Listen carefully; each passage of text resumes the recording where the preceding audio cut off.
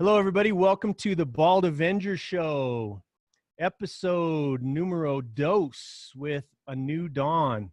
The ladies from A New Dawn, you all are in for a treat here. It is going to be amazing. We're going to talk about basically whatever comes up. We have very few rules here. We went over a couple of them in the beginning. We just said essentially this can't turn into a solid string of profanity. Still no guarantee that that's not what's going to happen. But I would just love to introduce the members of A New Dawn. We'll start out with the head, and then you guys can go around the table and introduce yourselves and let us know your name and how long you've been with the organization. I am Kat Dawn, president and founder of A New Dawn. And I have been with the foundation since it was founded in October of last year. I'm Nicole Stauffer. I am vice president of A New Dawn. I have also been with A New Dawn since its founding on Halloween 2017. Yep. I'm Jaci. I've been with the company or with our situation since pretty much the beginning. In heart. Yeah. You've been an avid supporter since. I didn't want to be on the board until just recently because I didn't think I could give it the time I wanted to. So, but that's changed. I'm Rikki, and I have been with them since shortly after. About 3 weeks after we founded. Yeah.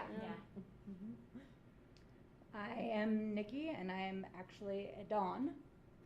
I think I am the public Dawn. She's our at poster the moment. child. Yep. The poster child. Yeah.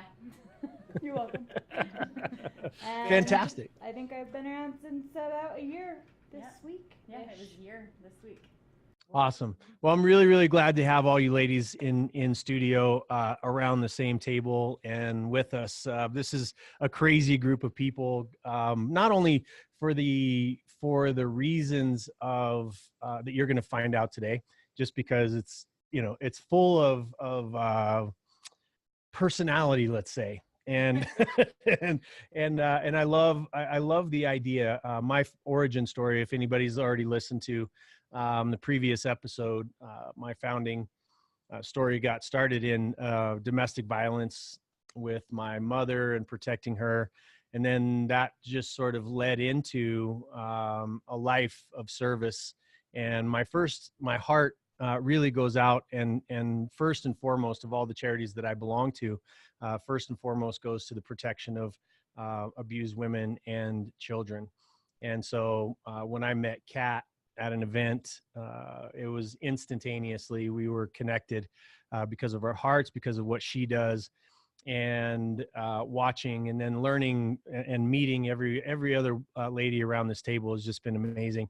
We just came out of a fantastic event. We'll get into all of those details, but I'd like to start out with you, Kat. Give us a little bit of your background, a little bit of your story about how this whole thing started.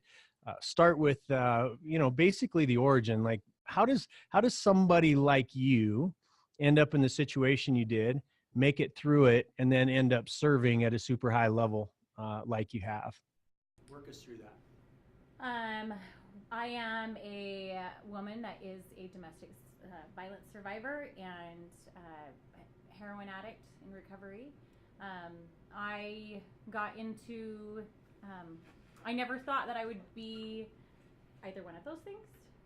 I don't think that any of us think. Which one, a woman or No. A heroin addict, okay. So We're still working on that one. One of the things that I really do feel is very different from my story than a lot of the women that we work with is I grew up in a home where I wasn't abused. And so when I went into adulthood and I experienced abuse and started experimenting with substances and stuff, I didn't, it was like a whole new world for me. I'd kind of been sheltered from it. So I want to pause on that just a second. So traditionally what everybody thinks about, and we're going to address this from head on. We're not going to gild the lily. We're going to talk about some hard subjects today. But one of the things that I really want people to understand is that when you think about domestic violence and you think about being abused and or being a drug addict, that a lot of people's stories start from a really fucked up beginning, right? And you, on the other hand, had a little bit of a different scenario. So traditionally, where we think, okay, well, you know, we're going to have problems if we have daddy issues. Your daddy was really kind and loving, and still is, and really supportive of you. And so, you know, that those of you that are trying to raise your kids right, you still end up with fucked up kids like Kat. So.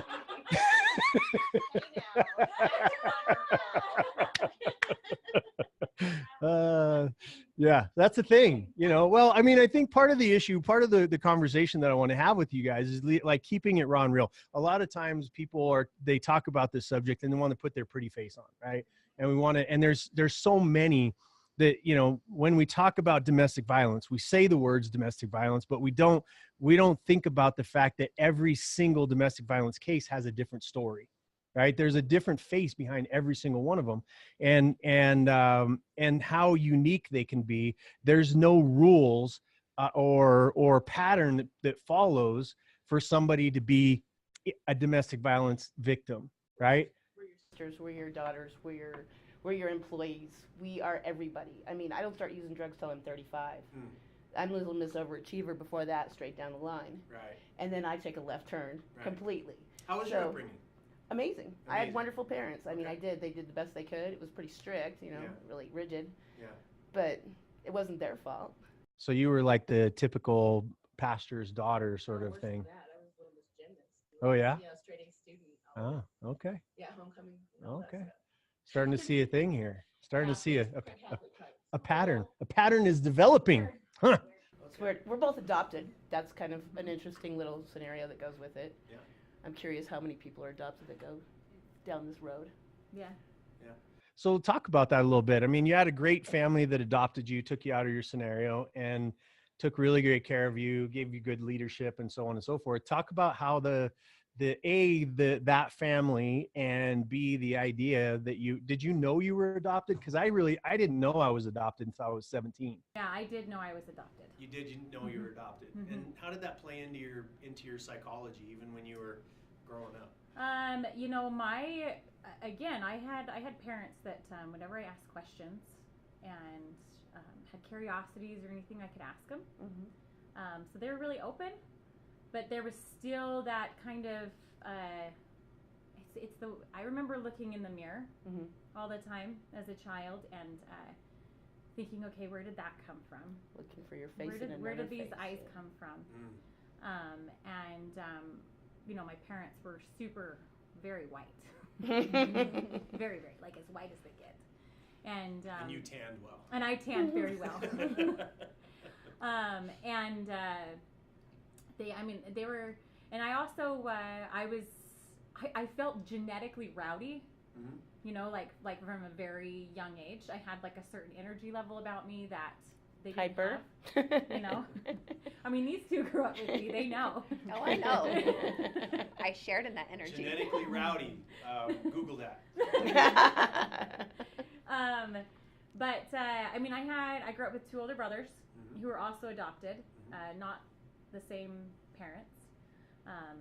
And in a lot of ways, I felt like we were more family than I was to my parents, because I think we understood each other's emotions and curiosities and questions. But again, every man in my life, every boy, I shouldn't say man, like I was young, up until I started to approach adulthood, that were superior type people in my life that were like family members and stuff. They were really good to me.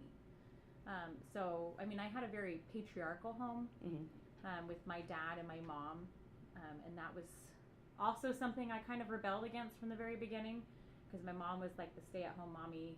Dad went out and made bacon, brought it home. Mom took care of it. And I always knew, like, from a very young age, like, I wanted, like, I thought I would be the stay-at-home mommy, but I also wanted, like, a degree, and I wanted to stick out. I wanted to, like, pave paths, right? Love that. Well, you're doing just that. So talk a little bit about your first, you get out of the house, you move into your first relationship. Talk to us a little bit about what that looks like. Did you go to college? I did. Yeah. Did you graduate? No, not then. No. No. I epically failed.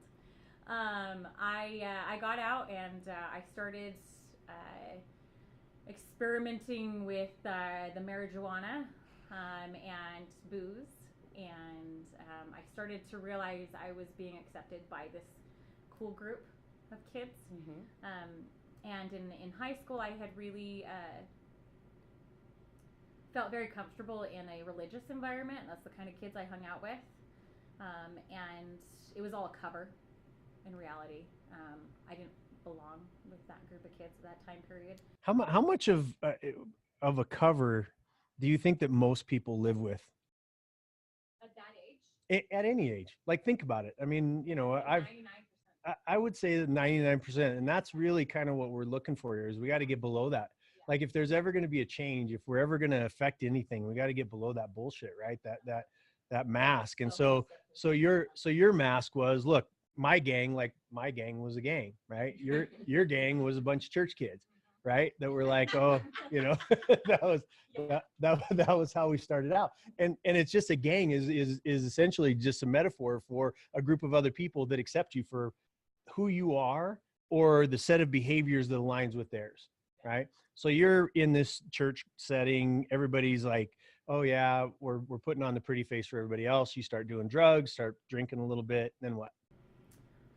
Well, you know what? I should rewind, because I do think that this is important, because I did say that every man was wonderful to me, but that's not true. Completely true. Because when I was a teen, I did have a superior who molested me as a teen. That was associated with my church. Okay. How old were you? I was 11. It's crazy to me how many stories you hear about that scenario. I mean, of like, there's 5 of you around the table. How many of you were molested before the time you're 18? 1, 2, 3. Okay. So 3, like, that's crazy. And I'm sure that percentage plays out throughout the rest of the world. It's insane. It was, I'm going to say this because I feel like it's important to say.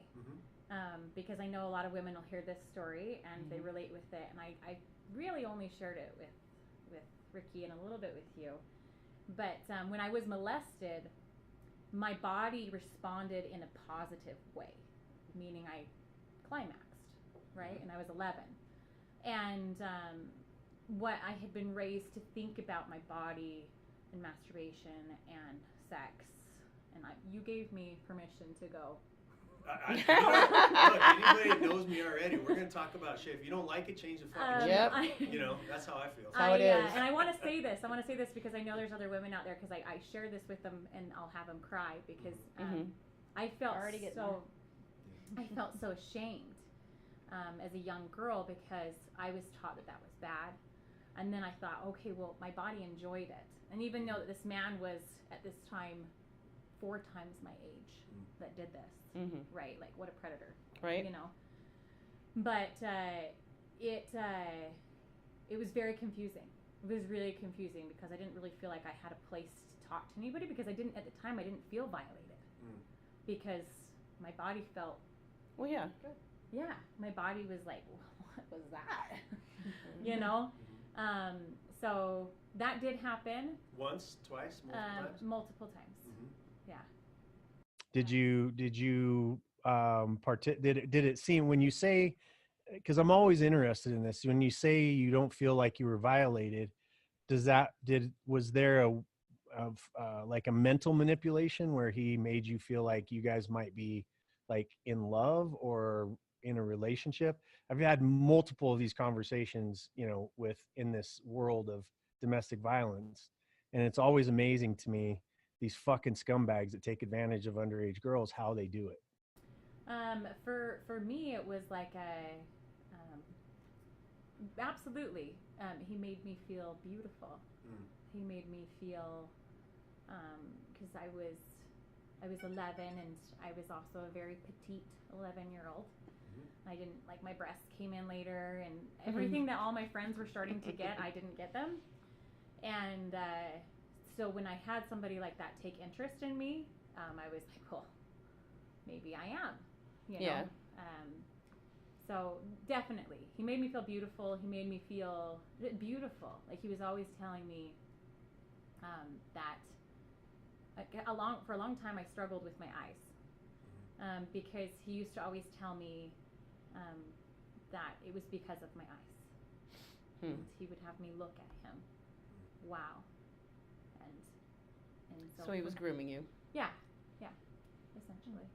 And so how because you say the attention, a lot of times people, and I'm genuinely interested in this answer because I have daughters, and you hear all the time, like, I take them on dates. I've taken them on dates. You open the doors for them. I treat them like ladies. And I'm interested in if your dad did that for you, right? How is it, again, it's just that there's a gap there of understanding, trying to go, well, my dad loved me. He took care of me. He did the things that we're supposed to do as fathers. And yet there was still this gap of non-acceptance in your mind. And did that come from being adopted, or did that come from the environment? Other girls had other things, like, what was it that created that? I think for me personally, and something that I do very different with my children than I had done with me, is we are very open about our bodies and our sexuality. Yep. And there's zero shame. I didn't have that kind of a communication with my parents. And I really think, especially with dads and their daughters, I think it's really important for them not to just see them as their baby girl. I think it's important for a dad to recognize, like, you are female, and you have menstruation, and you have breasts. God, that's a tough thing for us to talk about. I Isn't know, it? but listen, you're asking, like, I know. that's the gap. That's the gap, because dads and their daughters are not having these conversations, and they need to be had, because it's not the same coming from a mom. Right. It's not the same. And not only that, but like how our dad treats us and accepts us and loves our body too. Especially when we aren't doing baby girl things with our body anymore. Dads need to be having these conversations with their girls. They need to be. Well, And more than just your hormonal or your, you're having your period kind of conversation. I'm going to expand on that too, Jason, for your daughters, when they ask. When they ask, they're ready to hear it. I mean, my daughter's 11, and she knows what menstruation is. She knows what sex is. She knows what a flaccid penis is. Right. And she's not scared. Yeah. Good job. And that's okay, she asked. A lot of the commonality, I will say, with abuse Is quiet. and substance abuse and everything is some really dysfunctional sexuality going on. Yeah. Like, it's like that. We went right down to the core. Like, how much do we work with women and their sexuality to break their cycles? Like, it's huge. It's big. Well, it's interesting because there's a bigger picture that we're going to get into once we get around to all of your stories. But there's this bigger picture where when we shouldn't be doing something, or we're told not to do it, that it becomes this thing where, for instance, bullies, right? A lot of times there's these maniacs that are out there bullying and pushing people around, spreading lies. I mean, everybody around this table, and we all have this in common, where because we stand out, because we do different things, we become targets. And on the other side of that, we're taught that we need to be this other side of us, and to leave it alone, and to let these crazy people, you just leave it, let it lie. Let's not talk about anything, because then they'll go on to the next crazy word. And there's people that are doing this over and over and over again because nobody opens their mouth, because they allow the bullying. And I'm talking about cyberbullying. I'm talking about the trolls on the internet. I'm talking about all the sexual stuff that's going on, the domestic violence, especially in all of you guys' cases. There's a reason why we don't speak up when it happens, right? And I want to really investigate what that is and how we can avoid that, and how you've created this entire environment for women to come in and to be vulnerable and to be able to talk and to feel safe. So let's advance the story a little bit. beyond now you've been molested, and that I can see where now that would impact as you get into this next realm of your life. Okay. And you haven't told that publicly. I've never heard that. And I've known you for a bit, and I've, and we've had multiple conversations. Yeah. Well, it's interesting, right? I mean, it's those things that we don't want to talk about, that's the linchpin sometimes for people to hear, the audience or whoever listens to this. That's where addiction hides those and all those secrets and all Yes. those things that we hold Yes. down and things we don't talk about, we don't confront. Yes. And I fully believe that is why this show is here. I believe that's why I wanted you guys are the first guests here, and that's why I wanted you to be here, for this conversation. So go ahead and advance the story for us a little bit. So yeah. First boyfriend. Or do you want to fast forward straight to your husband, your first husband? Well, we'll put it this way. I tried to go to college. It didn't work because I got caught up in the party world. I got caught up in the party world because it was fun. Mm-hmm. I don't really have any other excuse. A lot of people are like, well, I just threw away full ride scholarships for music to multiple different universities. She's very good on the piano. Because I was Self-sabotaging. I was just having a good time. And then I discovered sex. For those of you in radio world, please go to the YouTube version of this so you can see her face. That'll be worth the entire episode. Discovered sex. I felt the same way. Yeah. See, she was doing this to give us the, and I thought it was, you guys know, I thought it was the belly button. Nope. Anyway. No. I was like, oh, that's different. So I discovered sex, and it was wonderful, and it was fantastic, and I married my first husband, and we had during that time period I had several different miscarriages. There was massive abuse going on between both of us. That's something that it's always about the victim of one Are we side or talking the other. verbal or All of it? okay? Yeah. So when you say both, you were abusing, you were being an asshole, he was being an asshole. Yep. You were putting your hands on him? Yeah. Oh yeah. Okay. Oh yeah. Mm-hmm. And then I started to, so when I had the miscarriages, How many? I don't know how many. But after I'd had a couple miscarriages, they gave me pain pills. And never had them before, right? And I started taking them after I had these miscarriages where I was already depressed. And I had, messed around with booze and marijuana before then. But after I'd gotten married, I stopped doing that. You weren't binge drinking or? Nope, not at all. And because we were doing the religious thing. Oh, gotcha. Perfect family on the outside. Yes. Okay. Were you married in the temple? Oh yeah, we were married in the temple. Oh yeah, that was a thing. That happened. Yeah, we eloped first. Whoops. Well, That's that whole, pushing but the edge. Then a year later, we went and got sealed in the temple. LDS, for those of you that don't know. Yeah. We're from Utah. So so I started taking these pain pills, and this was back in, let's see, Zach was born in 2008. Yeah, 2008. Yep. So the way that they would now, they've tightened up a lot on how they do pharmaceuticals. Oh yeah. But back in 2008, they would give narcotics like they were jelly beans. And I started to realize, I was like, these are awesome. These are amazing. And I didn't even have to go into the doctor. And all I did was call him and say, I'm out. And he'd send me more. And then after a couple months of doing that with the pain pills, and I just kept calling her, and I'm like, I'm still in pain. I wasn't in pain, but they were amazing. So I wanted more. These opioids? Yeah. Yeah. Oh, yeah. Yeah. That's the big opioid addiction. Is Well, and the huge reverse right brain now. chemistry, so it brings you up. Right. And then, but they were starting to cause me to not have normal sleep cycles and all these other things. So then I went to the doctor and I was like, okay, I'm not sleeping. And they were like, well, Ambience.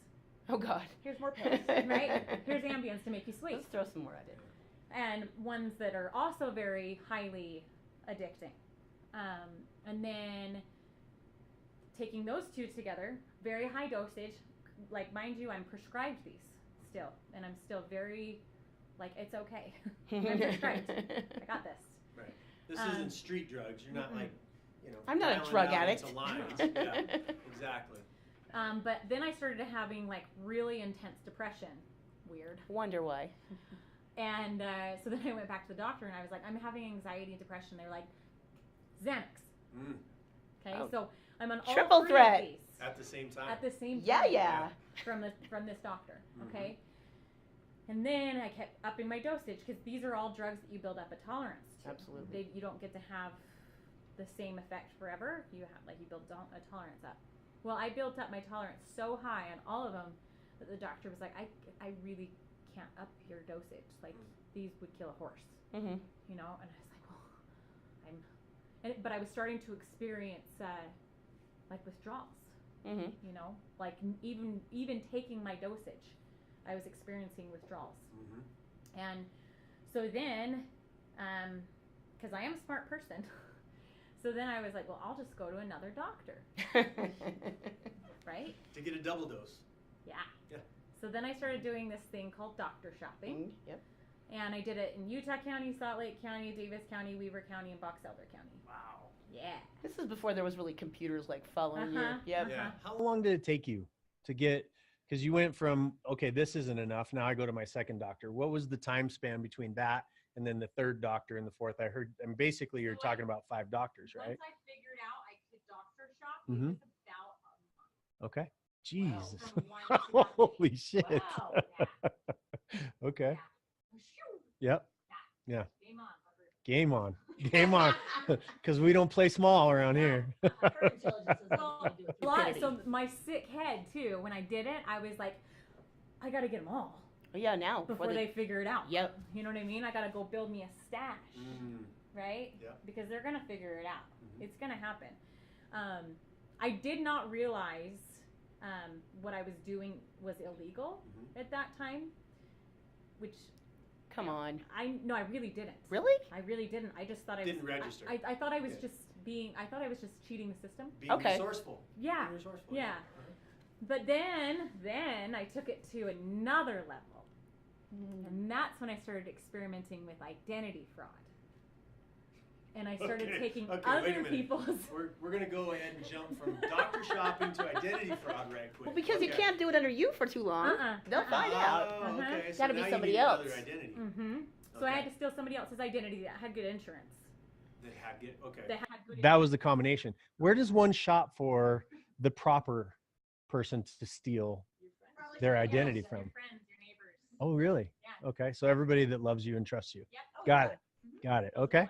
Yeah. I see where this is going. Yeah. Really good.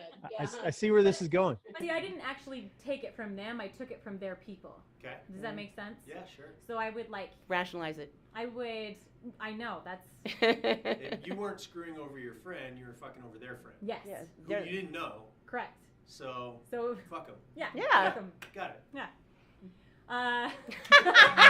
These two are like, we know how this Yeah, works. Nicole's going, who are you bitches? I know the story. She's like, I know, I know the story. This is the sad part. You totally rationalize this, though. In your head, you're like, no. See, I'm still okay. Yeah. I'm Yeah. following a moral We're compass. not even My at the moral sad compass. part It yet. may be a So- little wobbly, but So then I went into, so then it was just like a whole nother level of crazy. So now are you doing like falling outs? Are you doing, are you forgetting your kids? Are people catching on? Oh yeah. And then I started getting little notices like in the mail, as far as like flags on my insurance and stuff. But I was just like, oh, that's fine. It's fine. It's fine. And then on the other end of it, some real serious dysfunctionality was going on in my marriage. Affairs, multiple affairs. On your side or his side? Both. Both. Yeah. Did you Yeah. know about it? Oh yeah. Each other's? Yes. Yeah? And Yeah. did you get pissed at each other Oh, or just yeah. start to be okay? Nope. No. Nope. He was a bastard because you caught him, Uh-huh. and then you I'm gonna do it to get retaliated? it back. And then I retaliated Yeah. really, really hard Got and it. really bad. Yeah. Really, really badly. Got it. Okay. That And was isn't the there thing. pornography involved in all Or this really too? good, Yes, you there know, was however you want to look at it. pornography. Huh? Said or really good, depending on how you want to look at it. Yeah.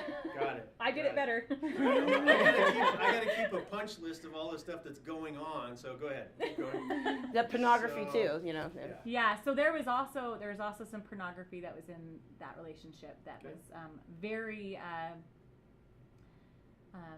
Everybody has different outlooks on pornography, you know, as far as what's okay and what's acceptable. And I've also changed a lot as I've Yeah. grown and gotten older. But as being a young girl in that, and also so uncomfortable with my sexuality at that time period too, that was very confusing for me to have that dynamic. It always felt like competition. Mm-hmm. Always felt like I was fighting for attention, and it made me crazy. It twists things. Yeah, it made me nuts. So lots of chaos, lots of craziness. Then the doctor shopping started to catch up on me, and I got charges filed on me.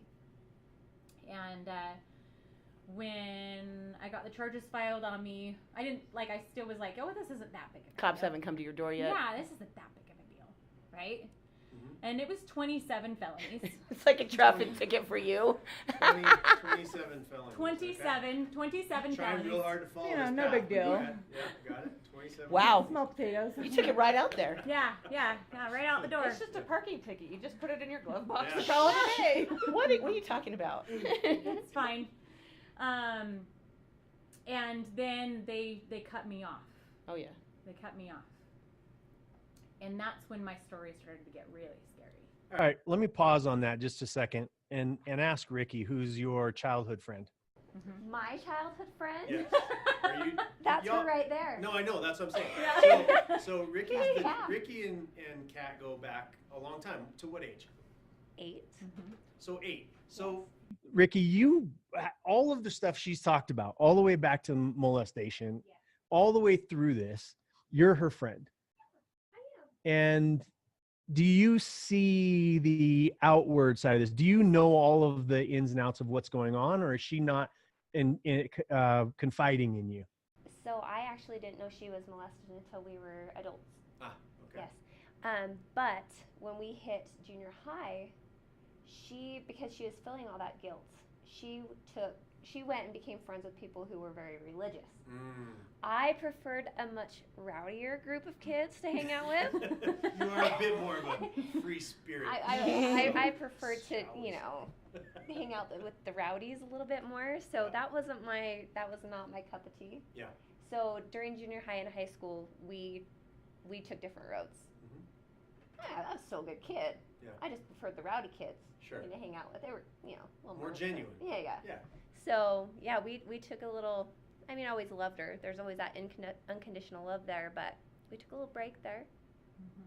But as a friend, as a close friend, because I'm sure there's people listening that are wondering, like, fuck, I wonder if my childhood friend's going through some shit, right? And how easy is it to hide? Were you trying to hide stuff from your close friends? Were you were trying to still keep it together on the surface where it looked good, and you weren't letting anybody know? You weren't sharing any of this at this point?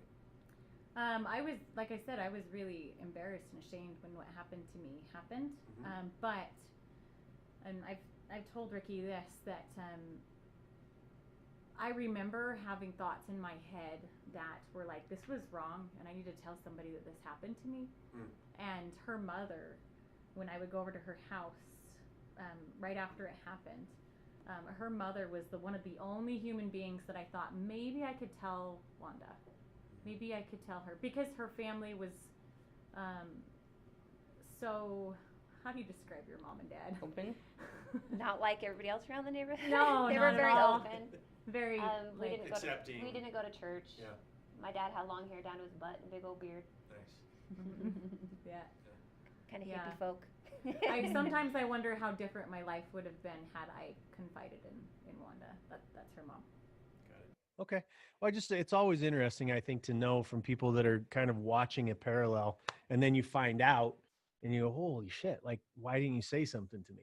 Kind of scenario. And then you think to yourself, holy shit, why didn't I ask?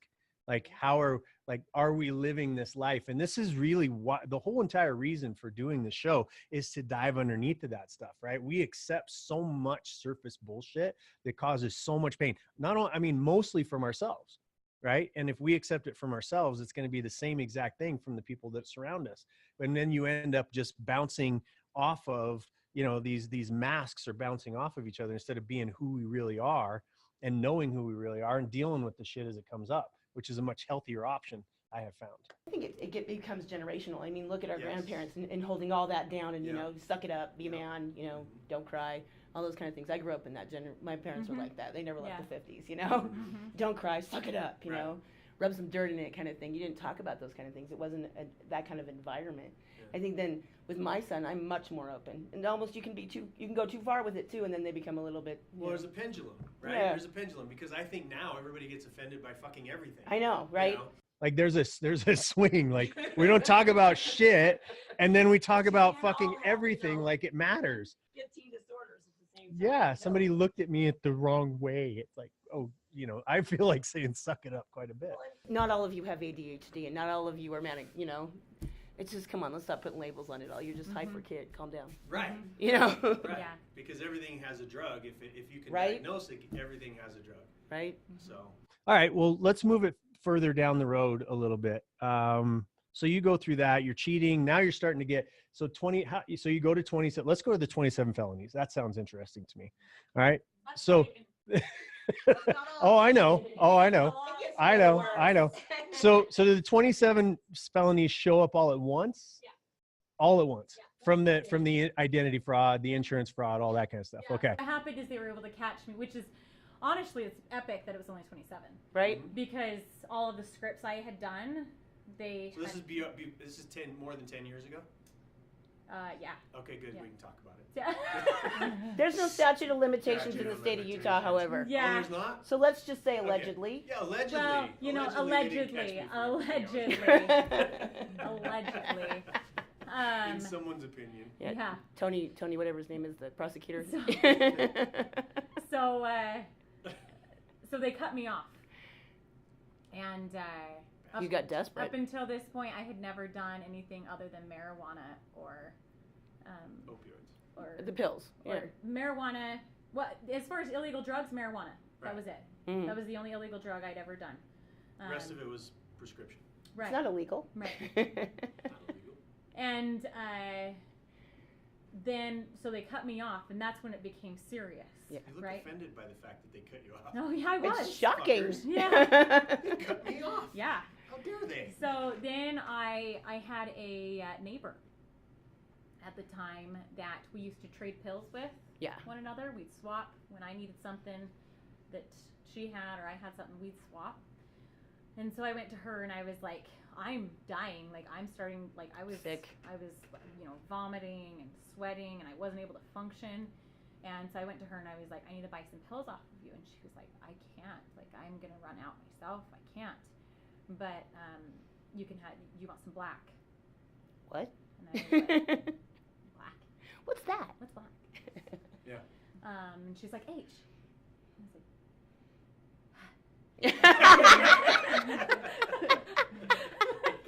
Is this a new prescription? Horse pills? Horse pills, tranquilizers, yeah. Speak English, woman. Yeah. And she's like, and I still was like, and meanwhile, I still remember the conversation because my kid was on my hip. Having this conversation. First kid, how old? Baby. Baby. On your hip. Yeah. You know about black. You know about H. Okay? Yeah. You got some, huh? And he was, and then she was like, heroin. And I was like, oh, no. Junkies do heroin. Yeah, I have insurance. You have 27 people's insurance. Yeah. But then 45 minutes later, and she was like, it'll just take the edge off. And what a pal. It'll take the edge off, and this is what I do when I run out of pills. And blah, blah, blah. And I was like, nope, nope. And then 45 minutes later, sure enough, I was shown back up at her doorstep, and I was desperate. I was getting heroin for the first time. And that's when I was like, this is amazing. I can afford this. Mm-hmm. This is like a tenth of the price. Fuck insurance. Yeah, way easier to find. Right. And And are you smoking it or what? at this point, I almost said only smoking it. Okay. I'm smoking it. I was just curious where the start was because I didn't, Mhm. you know. Yeah, I was smoking it, and then that exposed me to another world too, because I had to find heroin from different people, not just her. But that exposed me to a different group of people. And then I started to get locked up intermittently, and then I'd get bailed out because of the charges I was fighting, because I would run from court and I wouldn't go to court, so they'd get like a what's it, no bench warrant. yeah, and I'd Not show that I up know and then personally. and then I'd meet people in jail, and That's better connections. That exposed me to a different group of people I'd never been exposed to as well, and that just made it easier to get drugs. Absolutely. Jail just gives you better connections. Mm-hmm. I don't know why anybody Jail doesn't figure just that gives out. You better connections. Absolutely. God, it teaches you, right? Oh, yeah. There's an education no matter what path you go down. Absolutely. And when you get into the jail scene, you learn how to be a better criminal. Mm-hmm. It doesn't do what everybody thinks, what normal society thinks it does. No. It doesn't. It No. doesn't rehabilitate you. It Not doesn't. at all. No, they just house you and it gives you better It connections. just puts you all together. Yep. Mm-hmm. Interesting. So Criminal networking. so to there speak. was It's sad. there's so much that, but I'm going to try to condense it really, really small. But it was a lot of chaos. I got in multiple different relationships. I specifically found a relationship that I knew he would supply me drugs. But he was definitely my most physically abusive relationship, was that one. During that time period, I got pregnant. Marriage or boyfriend? Boyfriend. Yeah. And I got pregnant during that time period. By the abuser. And well, this is the fun part. This is the fun part. This is all fun. This is where it gets interesting. I didn't know who Jason's the over father there. was. Okay. I don't know who the father was, because I was sleeping. I was using my body as a way to get what I wanted. Whether that was money, whether that was drugs, whether that was a car, whether that was whatever it was. I was using my body, and I had no idea who the father was. Got it. Let's do this. Let's take a break really quick. We're going to go to break, and we're going to come right back and find out how she was. Dun, dun, dun. We've got 7 men lined up at the door right now that have just taken paternity tests. Who will be the father? Jerry. So awesome. Thank you guys so much. We're going to be right back as after these messages. Ciao.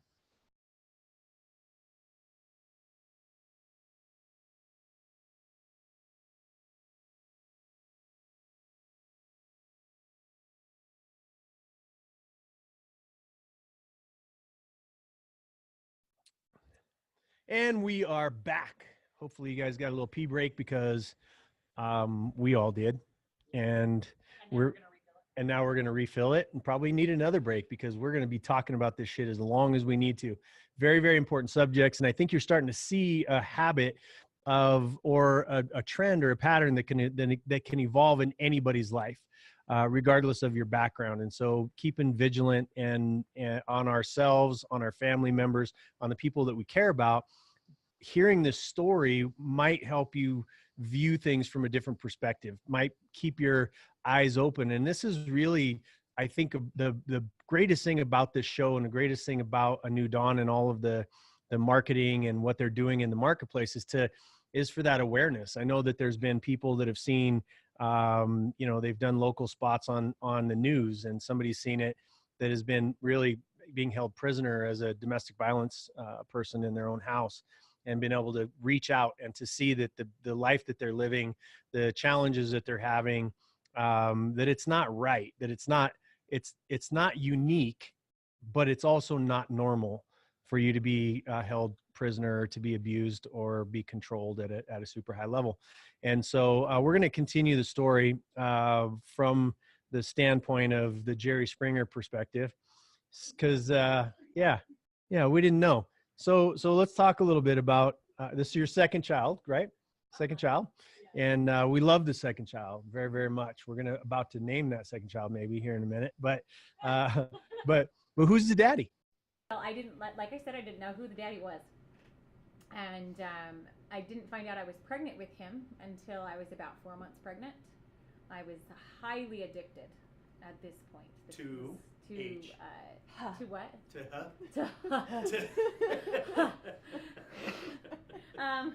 I was highly addicted to heroin at this point, and I was very pregnant. I don't see that anywhere on the proper care of a newborn child. So, No. Yeah. Okay, good. So No. now what?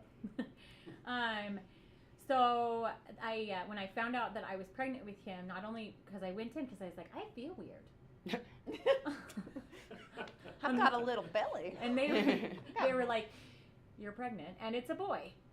That's how far along I was. Wow. And you don't know what the sex is until about 26 weeks for context. Yeah. So,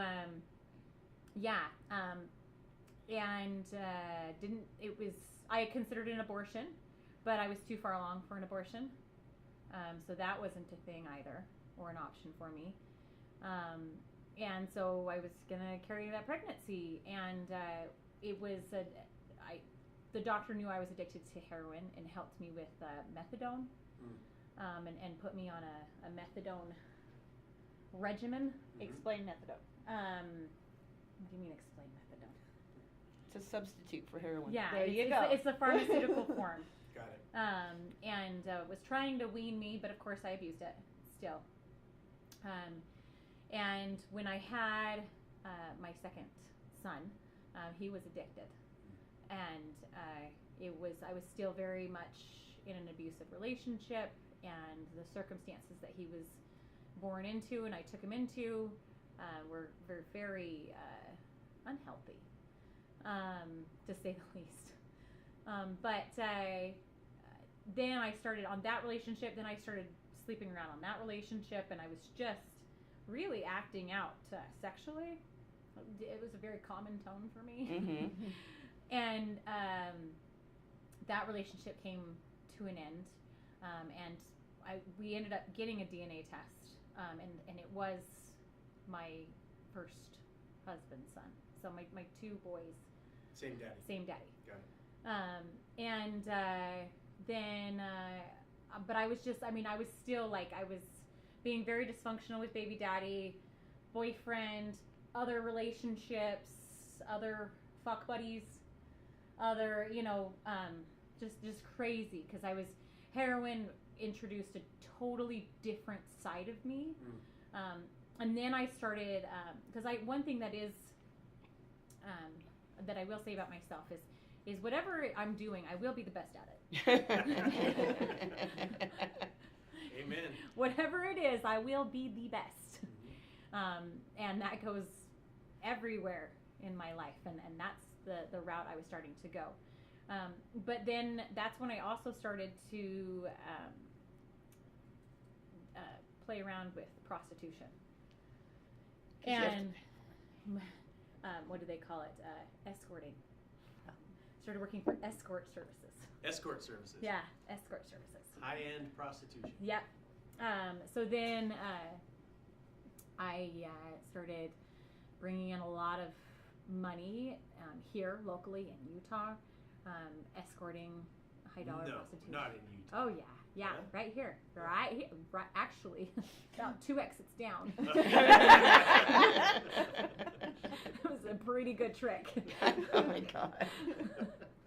But what kind of money were you making? When you say you make high dollar, what's a high dollar night?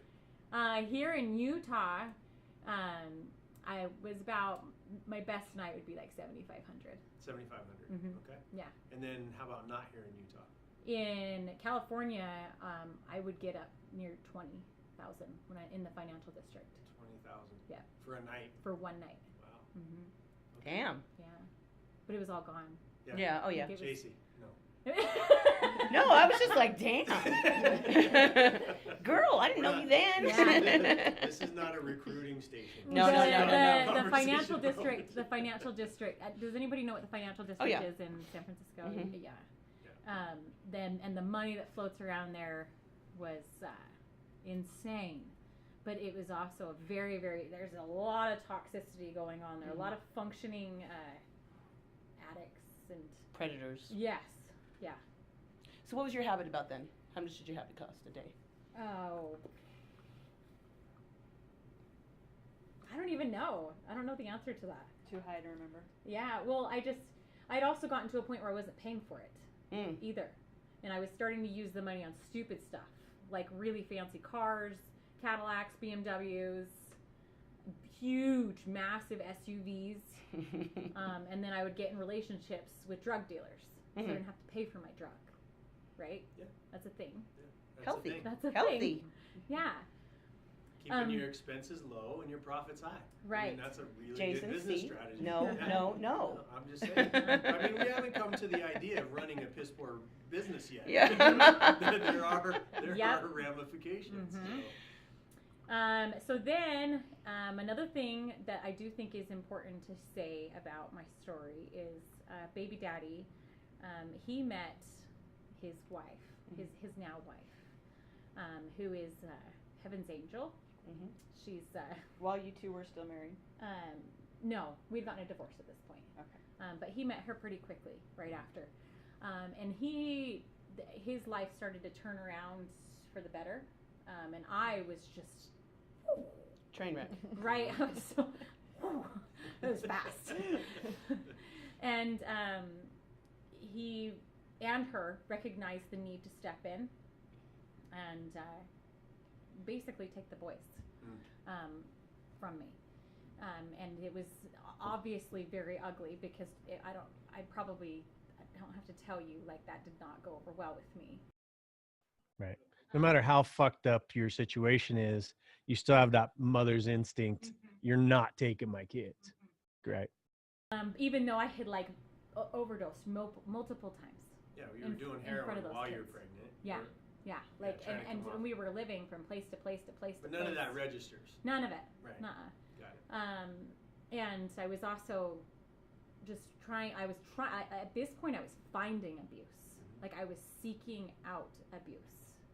And I know that sounds crazy, but I was trying to find someone to beat me, to drug me, to give me money, to beat me, to drug me, to give me money, to beat me, to give me money, all of it. Like, cycle. Yeah, rinse and repeat, rinse and repeat, rinse and repeat. If you beat me, I need the drug. Yep.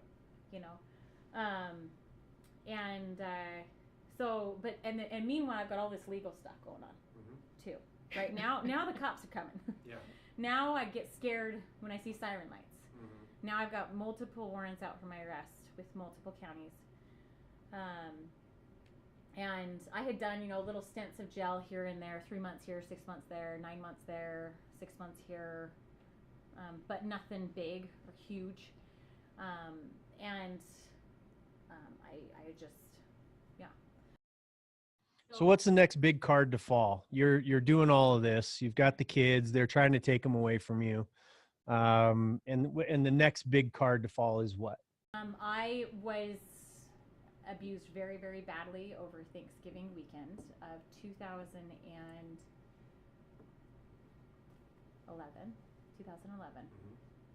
And I hit a breaking point I'd never had before. Before that, I'd always been like, let's go again. But that's when I turned into a runner. I'd never been a runner before. But I turned into a runner. There was a switch that happened. And I just was like, you know what? The kids are better off without me. And even if I do stay, I'm just going to get killed. I'm going to get killed. And so I abandoned my kids and I left them. And with Dad? No, at the time they weren't with Dad, but Dad got called. Okay. So who did you leave them with? Neighbor, I guess, but they called her nanny. But I specifically dropped them off with her, that she was going to watch them, and then never came back. Yeah, never came back. So then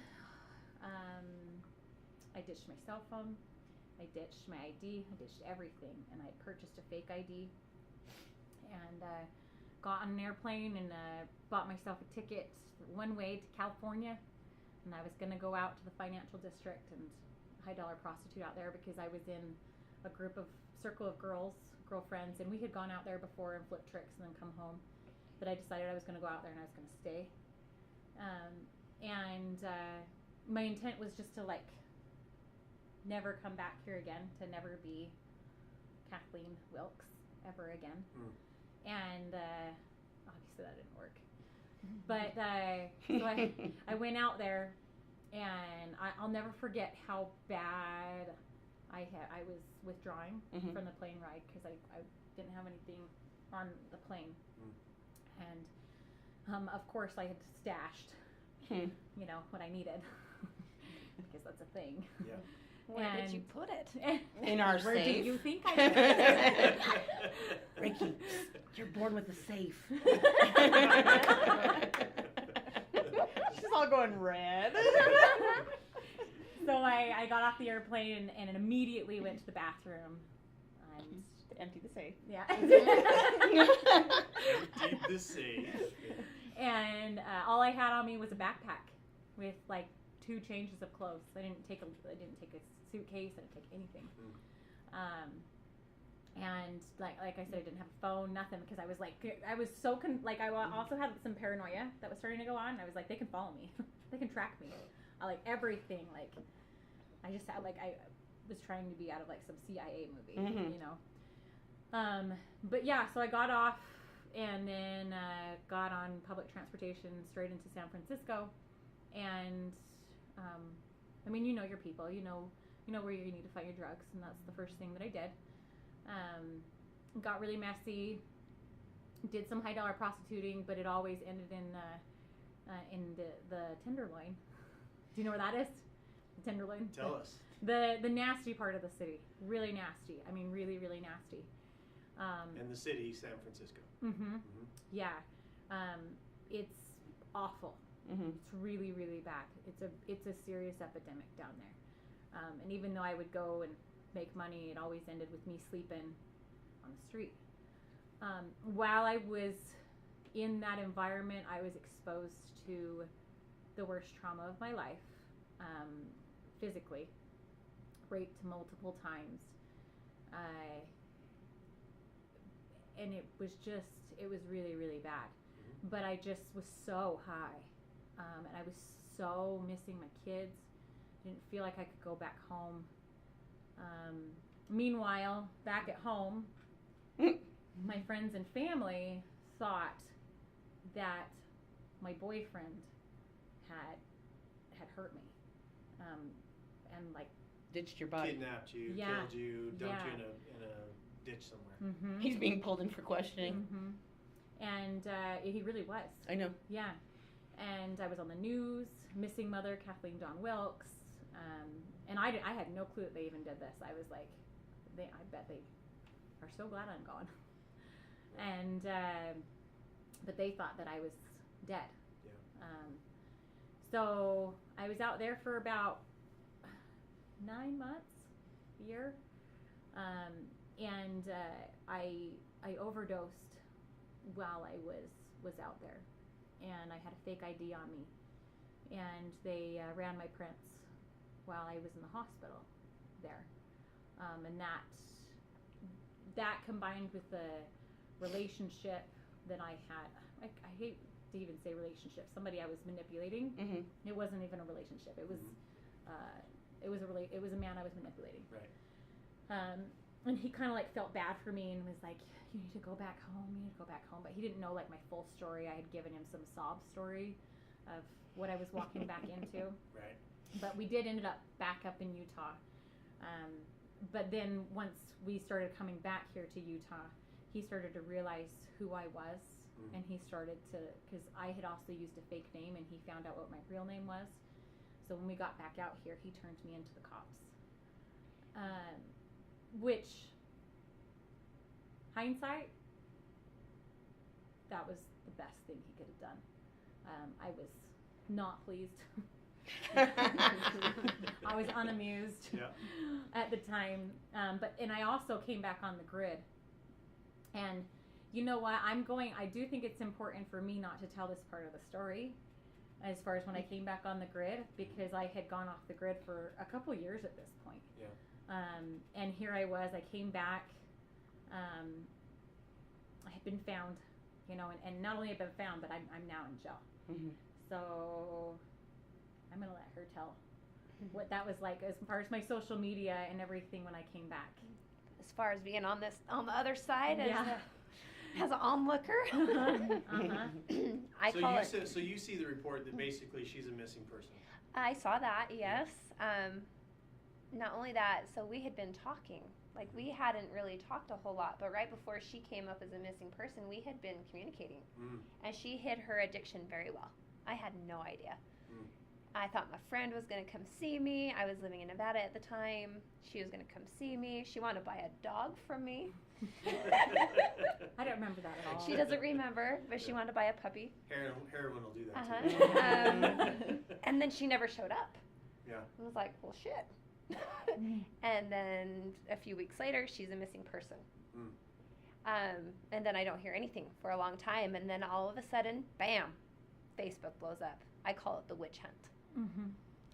And during her addiction, she had manipulated a lot of people. And pretty much all of them got together on her Facebook page and tore her apart. Yeah.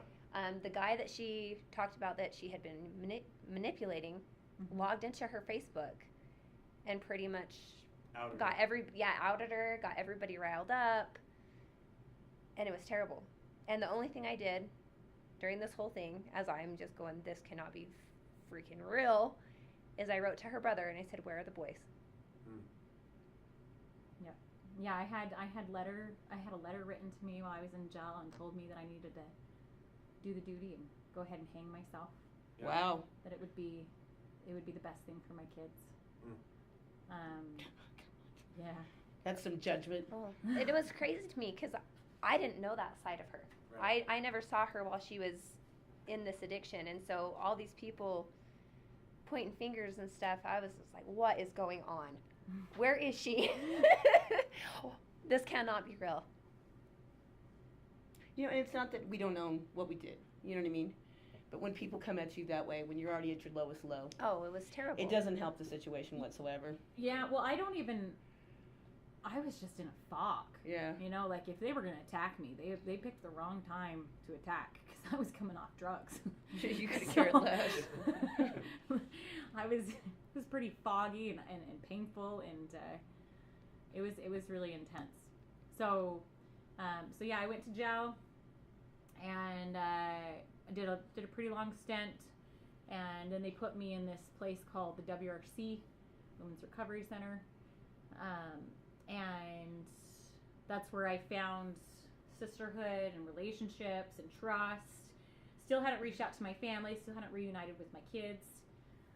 Met some really epic game changers along the way. Started having accountability, honesty, started processing my trauma, started all of that to change my life. But on the flip side too, I was on probation, and I still was not quite ready to surrender, you know. And one of the rules of probation is that you're not allowed to drink, and I drank, and I got put back into jail, for a probation violation, and that was the last stint that I went to jail, but it was a nice one. It was a nice hefty one, and how long was that one? That's actually where I met Jaci was during that time period. I was doing a year. Yeah. You were doing a year for what crime? For charges. For possession. Well, that one was possession. There's a lot of them. They're all possessions. That particular.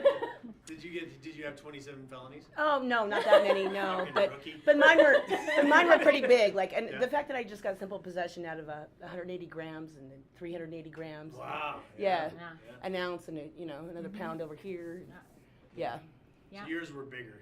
Just a little bit. She decided to go numerical. You decided to go for size. Yeah. Okay. Yeah. Got it. That was the difference. So you guys meet in jail. In the Medline. Yeah. In the Medline. That's where we met. Yeah. But so when I was in jail, I should mention too. When I was in jail, I did a pretty easy time because I was alpha, and that made my time easier. Alpha means what? What does that mean? She took control. Yeah. It either runs you or you run it. Yeah. That's the way time is. So you were your boss. Towards the end, yeah. Got it. Yeah. Not when I first started to do time, but then I learned that was the way you survive. When I first went in, I was definitely beta. Absolutely. But I got comfortable. My last stint, I was like, I don't know if I'm doing the right thing. Jaci looks like she's got something to say. let's go ahead and let her chime in. No, let's go through this. Kat becomes obsessed with things, just like all of us addicts do. And that happens in jail in different ways. There's the exercising stint that goes insanity. Like, all you hear is her running through, the middle of it. Like crazy. And it's nuts. Like, it's, she's intense. And then it's reading every self-help book she can get her hands on, which is good. That's not a bad thing. That's a good thing. Let me ask you something though. I want to pause on that because it's always interesting to me that you get a lot of judgy people, and I'm going to talk about this at the very end because I think it's important. You get a bunch of people that are judging you, and you have two cases of it. One is you should have been torn apart on social media because you needed to be, right? Yeah. This is for everybody. This goes for everybody. That there's a portion of your life that I believe you're causing pain, right? And you're either causing pain or you're easing suffering. Those are the two separations I have in this life, right? And so if you're causing pain, then the attack of you by loved ones and by the outside world is trying to get you to modify your behavior so that you will stop causing pain. Yeah. There's a use for that, right? The second side of it is that when you get through that, and I've seen this happen to you, I've seen it happen in the charity world, and we're going to talk a little bit of that towards the end, but is this other side of the place where it's people are judging you because they're fucking bored and they don't have anything else to do, and basically they're giving you your power. And this is how I look at it. Like anybody, like back in the day when I was causing pain, I should have been attacked. There should have been people. That's why I decided to start this podcast. Why the first episode was me outing myself. I've 8-miled my ass probably fucking 50 times in the last 5 years, and so, nobody's ever going to beat me in a rap thing and embarrass the shit out of me. And it's the same exact thing. But when we get to the other side of that, there's people that I feel genuinely energized by the fact that they're giving me their power, right? They're attacking you to stop you from causing pain, which is the right thing to do. And then there's this other group of motherfuckers that are out there that are called trolls. And we're going to rename these bitches. I promise you, by the time my stint of podcasting is done, they're going to be hated like, I don't know what like Hitler, okay? They're going to be like fucking Hitler. Because basically they're trying to tear good people down, and people that have made mistakes. At what point in time are we supposed to, and we're going to get into this for all of you around the table, at some point in time, people come to you and go, you made a mistake. That's where you should lay down and die. They need you to be sick sometimes. Right. That's where people feel comfortable with you. When you start to change your life and start to change who you are, they have difficulty dealing with you. They don't know how to interact with you anymore. They're used to you being that person. Right. So that's a whole different level that you go through with your family members, with your loved ones, with your friends. And then there's just the haters.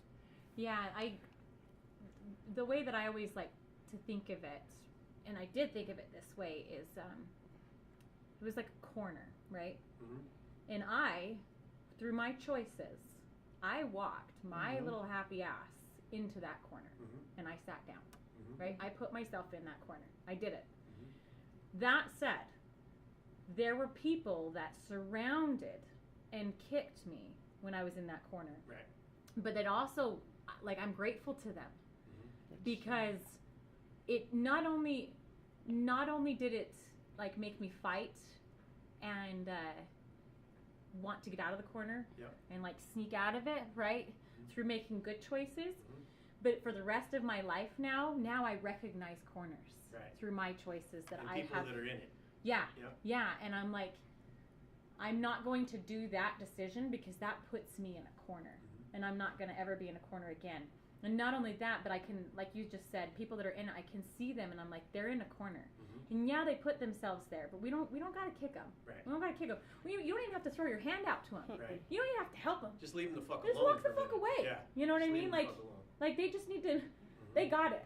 They are. You have to earn your way out of that corner. You know. You don't want to get out of the corner. Well, first, right? and that's it too. Is like you're just like it's like they're just ramming their heads against the corner.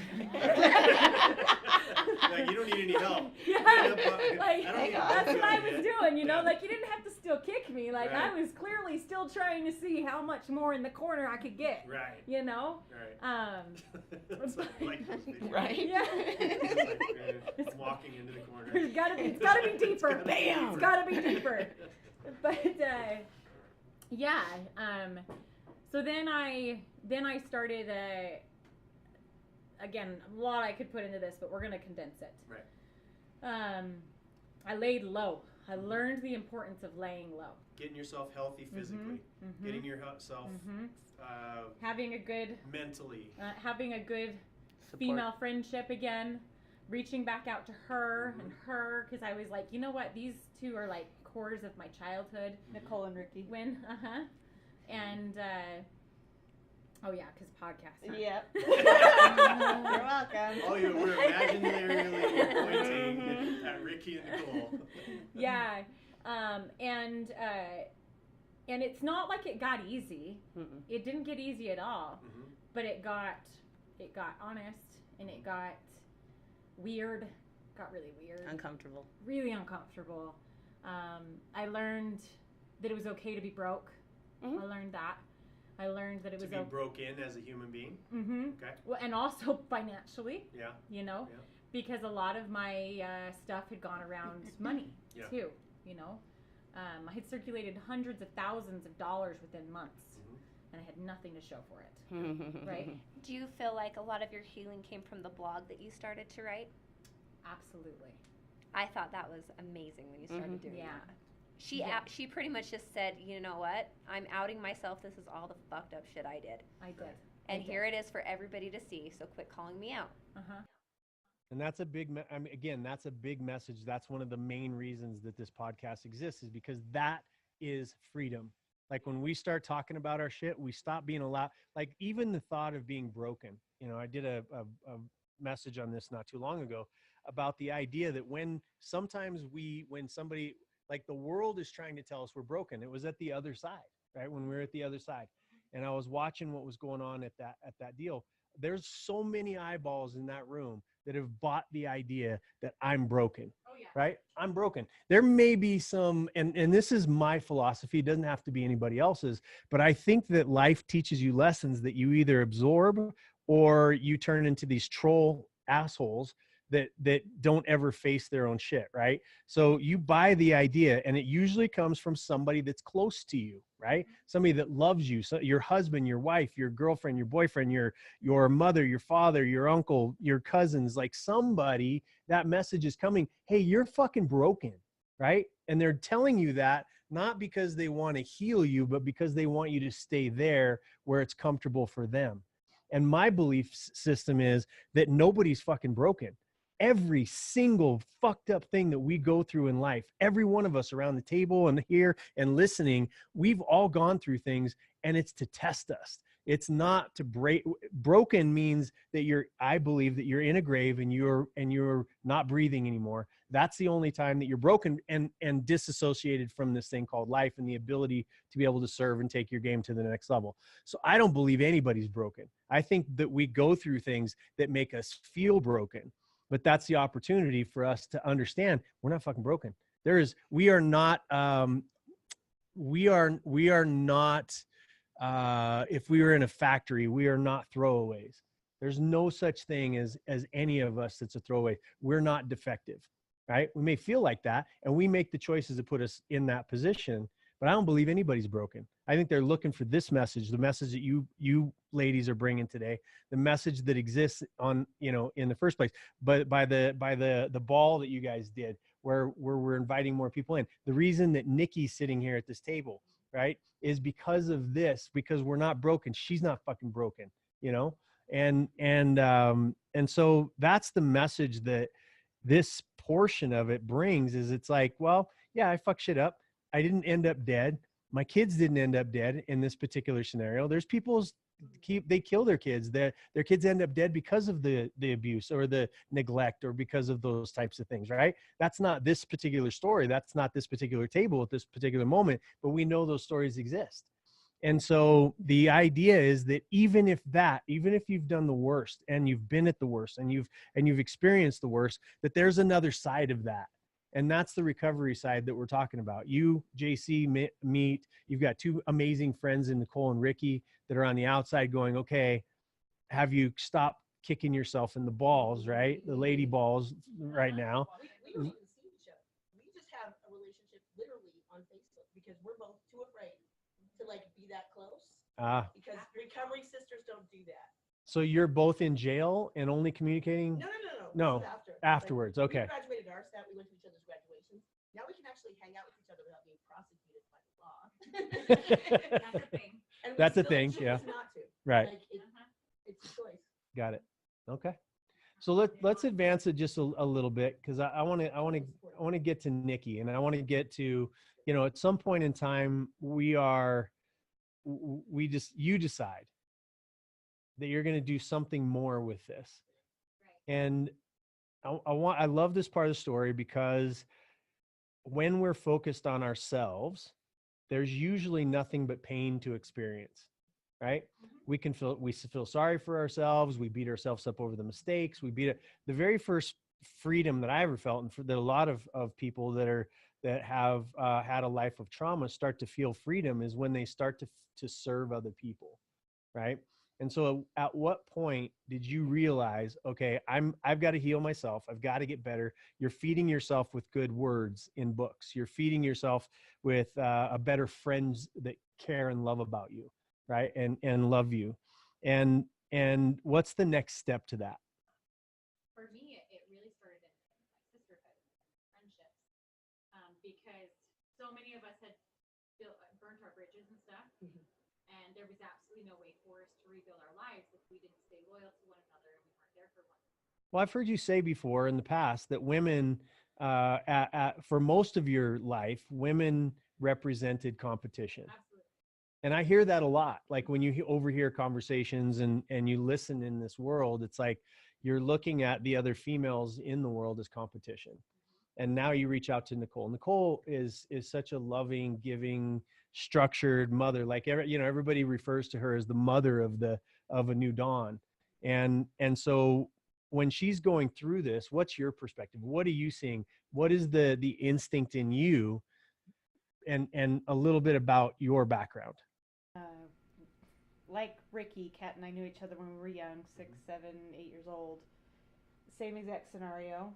Junior high, high school comes around, and we just the three of us just kind of disbanded and dispersed, and it was that way for years. Yeah. I didn't get to see the witch hunt that Rikki saw. I saw 6 months or a year after the witch hunt, mm-hmm. I think. Kat and I had reconnected through Facebook, and then I remember she disappeared again, but then you came right back. So I think that was right before you went to San Francisco. And it was as if we were just childhood friends again. I had no idea what was going on. And then her boyfriend called me. Kat's in jail. What? So, we went to, Kathleen and I went to church together. We did a lot of things together. It was completely left field. Mm-hmm. And so he and I immediately got in a car, pulled together, and the car was dead silent. We didn't know what to say. He and I barely knew each other. Mm-hmm. And then when we get into the jail parking lot, the visitor parking lot, we sat there and we looked at each other and said, if we're doing this, we're both going in. If not, we leave now. It's now or never. And there was no hesitation between us. You and Kat's boyfriend. Yeah, her boyfriend at the time. And so we walked in, and it's not what you see on TV. Yeah. It was monitors with payphone phone to your ear, and there's only one, and there's two of us and one of her, and So we sit there on this blank screen and wait until her beautiful face comes up, and we've got our heads next to each other, both trying to listen to her. And very first things I said was, "What the fuck, Kat?" And she bawled. Just bawled. And so I bawled, and then he bawled, and we were just crying. And then she just said, "Look, we've got 10 minutes before they cut us off. Write to me, and I will tell you my story." I still have all those letters. All of them. So do I. So do you mind talking a little bit about your history and why you're so passionate about this? Because you dedicate so much of your time, so many hours, so many things. And again, it's not my place, but I just, do you mind talking a little bit about why it's so deep and impactful for you? Well, her story, for one thing. I knew her before, and I've known her after. I did not get to know her like JC did during. I mean, even though JC, you got the tail end. I knew her. I knew her. You didn't miss out. It's fine. Yeah. But I mean, like Kat, I had my own experiences of abuse as a child, not nearly to that extent. Mine was no. Why do you qualify it though? I was just gonna. Thank you. Why do you? Why? And this is because, again, I only ask because this is the great thing about this. We all love each other here, and there's this. This is the stuff that we do. We minimize, right, some of the experiences that we have, and I think in dismissing of that, you know what I mean? There's a lot of people out there that are sitting in your deal. Like, you're like, you know what? Everybody else has it harder than I. So you dismiss it and you disassociate from it. Why do you do that? Do you think? I mean, in a non-judgy way. It's exactly that. Oh, well, Kat's had it worse than I have. You know, she had 27 felonies all hit at her at once. Mine was just rape. Just rape. Yeah. Just. Oh, there's something I want to say so bad right now, but I won't. I'm gonna let you. I want you to say it so bad. Okay. Hopefully, I'll get there. For me, it was actually Kat and Rikki know who my rapist is. He was my offender, my brother's best friend. He was my next door neighbor. I knew him since I was 3 years old. And what age were you? I was 8 years old when he molested me, and then 12 years old when he raped me. I brushed it off, though. I mean, that guy is quite literally 1 minute wonder. I'm sorry, it was true. So I didn't think it was real because it was so in and out, quick, done, we're done. And I just kind of went, okay. My first sexual experience with him. He was my first kiss. He's my first everything. I have no idea what happened. You know, so of course I brushed it off. Well, you know, it didn't last that long, and well, he's my neighbor and my brother's best friend. I can't get the Missy Elliott 1 Minute Man song out of my head now. Sorry. But it's dismissed because I've known him ever since I had memories. You know, so of course it's fine. Grew up, got older, did prosecute him eventually. Well, not eventually. It was actually pretty quick. It was within a few months of the act. But so when Kat and I reconnect, it's hitting me.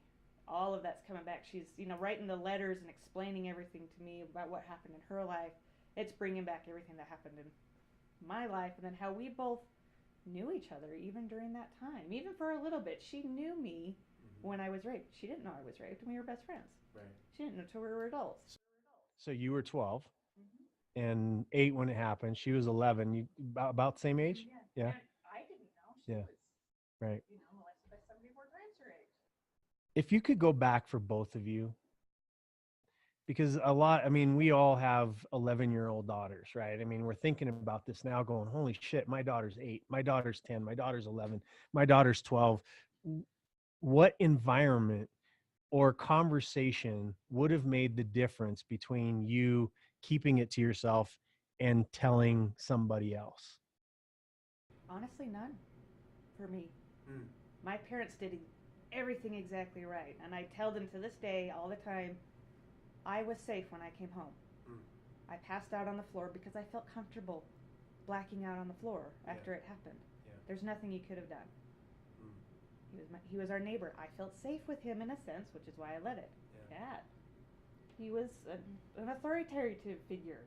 Now, you felt safe. Did he go on to, because you said he was prosecuted, right? And did he go on to stop doing it, or did he?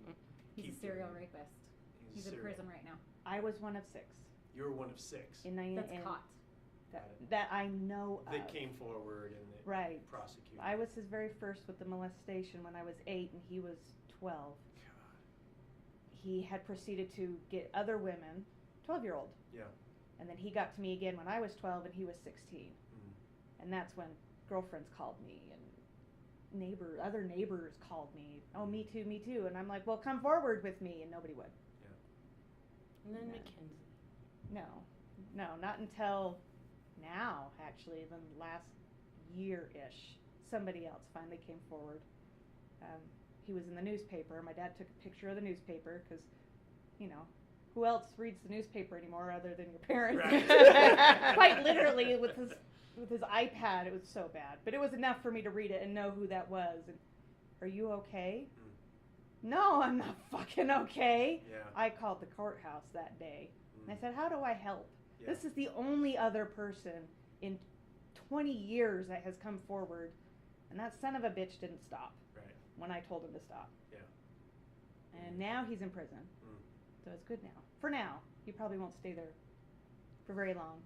We'll see. Yeah, the laws are difficult. But I'm not worried about it. Yeah. Okay. The healing that happened, yeah. Mackenzie and Nicole have experienced this last year, though, is just an absolute testimony to sisterhood and loyalty. And she just spoke at the domestic violence. A Footsteps to Light. She was a survivor of the year. Yeah. She had married him. Yeah, and she's been someone that Nicole has mentored and. Yeah, I met her, and she's a very strong, very beautiful, very smart, very powerful young lady. So. She is. We are proud of her. And I love that. I mean, that's what this group really stands for. I mean, I look at everybody around the table, and you are all so very different. You're all so very, very different. And yet you love each other. There's a lot of work that goes into what you're doing. I mean, again, all of this to be said, I want to remind everybody that's trying to follow this Jerry Springer fucking saga, is that this group belongs to something called a New Dawn. And the reason why it exists, and I'd like to just a brief, very quickly, why each and every one of you, just very quickly go around the table. Start with you, Rikki. Why do you think a New Dawn exists? Okay. So why do I stay up until 2, 3 in the morning some nights? Yeah. Because of a New Dawn. Because I watched her transition. I watched myself transition. I've watched women like Nicki transition. Yeah. I've watched Jaci's transition. And it's just from knowing Kat and seeing her sisters.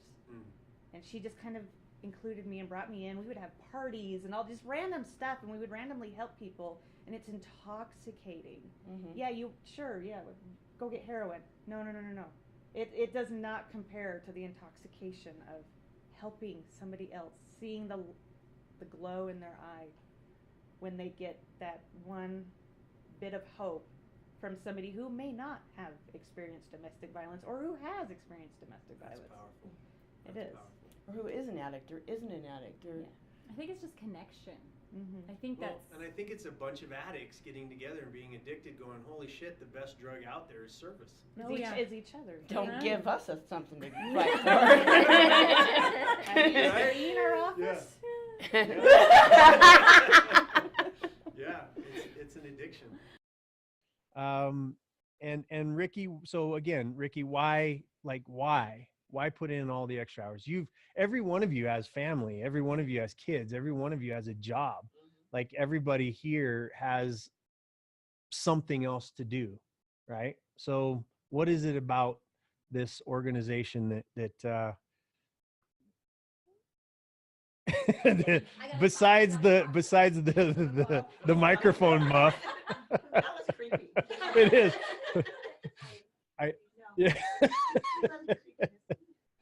It's just people helping people. That's all it is. You got to be a badass human lover. We got to look out for one another. Yeah. That's what it's all about. Yeah. And in a nutshell. Have you experienced abuse? Have you experienced?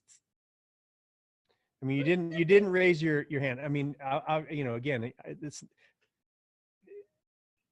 you didn't raise your hand earlier, right? About. I got for as much as that happens, I got very lucky that never happened to me. Good. Good. And you turned out as creepy cool as the rest of them. Weird, huh? Weird. Well, okay, so let's move on. Let's go to Nicki's story because I want to get her in here because she's, as we start to advance into what a new dawn is, she's your dawn, right?